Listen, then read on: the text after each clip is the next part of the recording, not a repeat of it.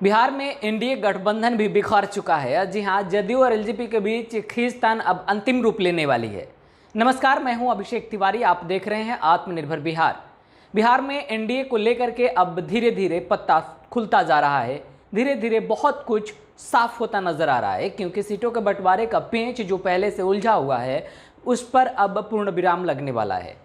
अगर सूत्रों के हवाले से जो जानकारी हमारे पास मिली है उसके अनुसार चिराग पासवान अब 143 सीटों पर ही चुनाव लड़ेंगे। जदयू के साथ ये कह सकते हैं कि एनडीए गठबंधन में सीटों के बीच जो पेंच फंसता नजर आ रहा था उसको लेकर के चिराग पासवान किसी भी पॉइंट पर, किसी भी मुद्दे पर वो समझौता करने के मूड में नजर नहीं आ रहे थे। लगातार बीजेपी की तरफ से अभी अंदर खाने से जो खबर आई थी, कल पूरे दिन यह खबर सुर्खियों में रही। 27 सीटें विधानसभा का और 2 विधान पारिषद की सीटें चिराग पासवान को यानी एलजेपी को दी जाएगी। लेकिन अब इस पर भी अटकलें लगती रही शाम तक, और देर शाम यह खबर आई कि चिराग पासवान ने यह निर्णय कर लिया है कि 143 सीटों पर ही एलजेपी चुनाव लड़ेगी, और अब यह खबर पुख्ता माना जा रहा है। अभी हालांकि इसका औपचारिक ऐलान महज बाकी है। चिराग पासवान जिस प्रकार के रणनीतिकार हैं, चिराग पासवान खुद जितनी सूझबूझ राजनीति को लेकर रखते हैं उसमें वो माहिर हैं। उनके पिता रामविलास पासवान की अगर हम बात करें तो 2005 में भी रामविलास पासवान यानी एलजेपी ने किंग मेकर की भूमिका निभाई थी। अब उसी के मद्देनज़र एक बार फिर 2020 में यानी ठीक 15 साल बाद रामविलास पासवान के बेटे और LJP supremo Chirag Paswan king maker की भूमिका निभाने जा रहे हैं।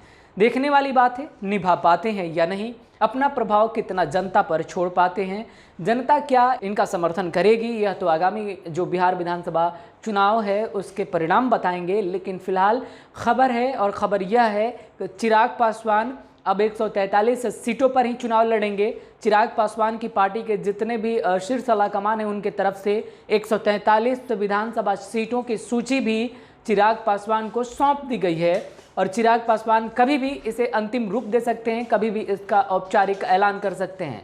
आज महज इसलिए रोका जा रहा है, आज अटकलें लगाई जा रही हैं कि आज चिराग पासवान औपचारिक ऐलान कर सकते हैं, लेकिन हम आपको बता दें कि आज चिराग पासवान जो हैं वो कतई इसका ऐलान नहीं करेंगे। चिराग पासवान अपना पत्ता तभी खोलेंगे जब पहले जदयू के तरफ से जदयू के सीटों का जो बंटवारा है एनडीए गठबंधन का आपसी, उसमें जदयू अपना जब तक ऐलान नहीं कर देती, जब तक जदयू अपना पत्ता नहीं खोल देती, तब तक चिराग पासवान भी नहीं खोलने वाले हैं। देखने वाली बात है चिराग पासवान क्या करते हैं। चिराग पासवान आखिर बिहार विधानसभा चुनाव के मद्देनजर एनडीए की क्या मुश्किलें बढ़ाएंगे या फिर किसी प्रकार का कोई और समर्थन जुटाएंगे, देखने वाली बात है। यह तो अब आगामी जो बिहार विधानसभा चुनाव है वो चिराग पासवान के लिए कितनी चुनौती है, यह तो जब जैसे ही चिराग पासवान बिहार में पदार्पण करेंगे, जनता के बीच जाएंगे, वो साफ होने लगेगा। फिलहाल इस खबर में इतना ही। आगे की खबरों के लिए बने रहे आत्मनिर्भर बिहार पर। अगर अभी तक आपने हमारे चैनल को सब्सक्राइब नहीं किया है तो कर लीजिए, बेल आइकन दबाना ना भूलें, ताकि हर एक खबर हम सबसे पहले आप तक पहुंचा पाने में सक्षम हो सकें। नमस्कार।